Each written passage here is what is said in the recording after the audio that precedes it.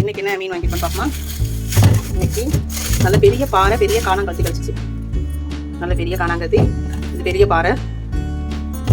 அதோட கொசுருக்கு கோலா மீன் சீசன் வந்துட்டு எங்கள் பக்கம் கோலா மீன். நல்லா ஃபிஷ் வீடியோ போட்டிருந்தேன். ஃபிஷ் கிளீனிங் வீடியோ போட்டதே இல்லை. ஸோ இன்னைக்கு க்ளீன் பண்ணுறது எப்படின்னு பார்ப்போமா. க்ளீனிங் எப்படி பண்ணுறதுன்னு பார்ப்போம். ஃபஸ்ட்டு பாறை மீன் எடுத்துக்கோம். பாறை மீனாக உரிச்சிடலாம், ஈஸியாக உரிக்கிறதுக்கு வசதியாக இருக்கும். சைடை மட்டும் கட் பண்ணிடுவோம். கத்திரிக்கோளாலே நான் மீன் வெட்டிடுவோம். சைடை கட் பண்ணிடுவோம். நல்லா ஸ்ட்ராங்காக இருக்கும் மீன். சைடு இந்த இது எல்லாத்தையும் நம்ம கட் பண்ணி எடுத்துக்கோம்.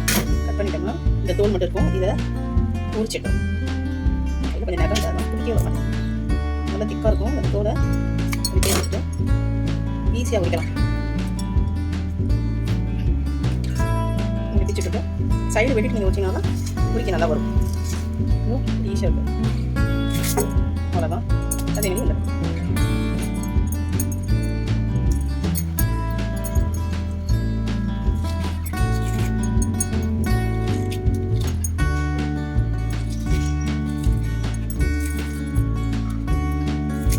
அவ்வளோதான். மீன் வச்சாச்சு. இப்போ நம்ம தலையில் உள்ளது தெரியும்.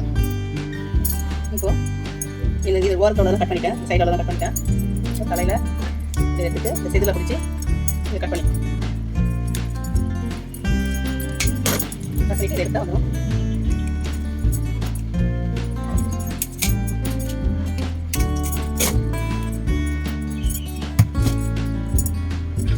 சைடோட போட்டு ஃபுல்லாக க்ளீன் ஆகிடும். அவ்வளோதான். இதை நம்ம பண்ணிக்கலாம். இது ஈஸியாக ரெடி பண்ணிடலாம். நம்ம பண்ணிக்கலாம். புதுசாகவும் மீன் வெட்டலாம். அவ்வளோதாங்க. மீன்கள்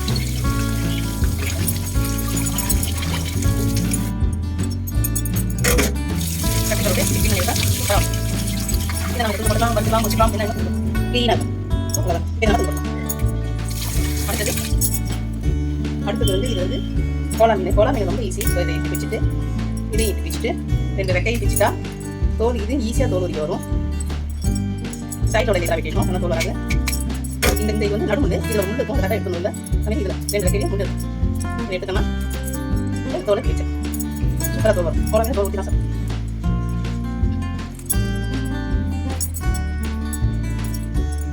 சரசரம் வரும்.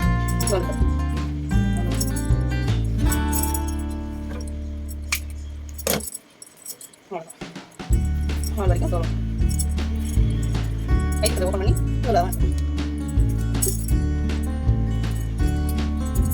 தலை ஓப்பன் பண்ணி அதில் ஓப்பன் க்ளீன்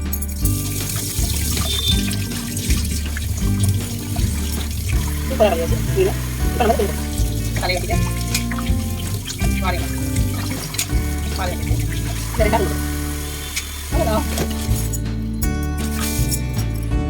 இந்த காணாங்கத்தி மீன் இதை கட் பண்ணுவோம். அதே மாதிரி சைடு ரொம்ப ஈஸியாக நமக்கு என்ன சைடு வந்து நல்லா கட் பண்ணிக்கணும். சைடு தோல் நல்லா கட் பண்ணிட்டு நல்ல பெரிய காணாங்கத்தி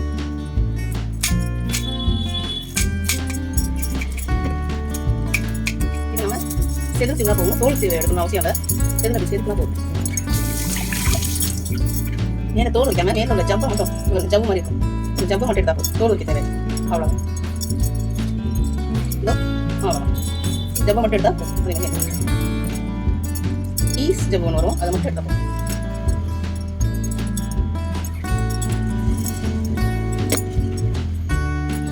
அவ்வளோதான். உங்களுக்கு மட்டும் சரி 2 பக்கம் பீஸ் ஜவ்வு மட்டும் எடுத்து இப்போ இதை ஓப்பன் பண்ணி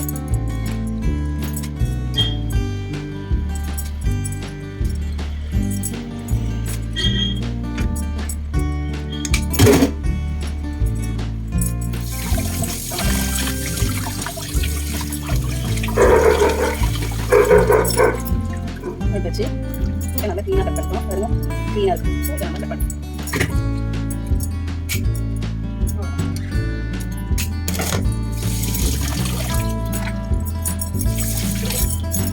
மீனாக கட்டி எடுத்துட்டு சூப் பிடிச்சேன்.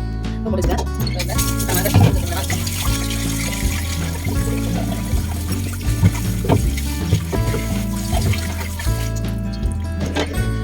இப்போ பார்த்தீங்கன்னா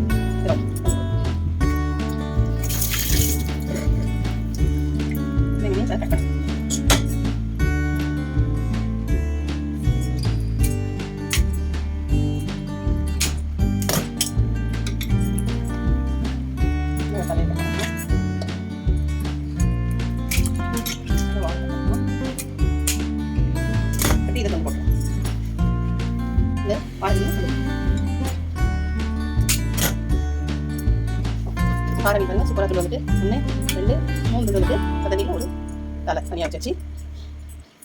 பாறை மீனோட தலை ஓகேவா. இது வந்து காணாங்கத்தி மீனோட தலை ஒன்று உடச்சி வாழை உடச்சி இது கோலா மீன். ஸோ எல்லாமே கழிக்கிறோம் க்ளீன் பண்ணியாச்சு. எல்லாம் நம்ம கழுவிட்டோம்.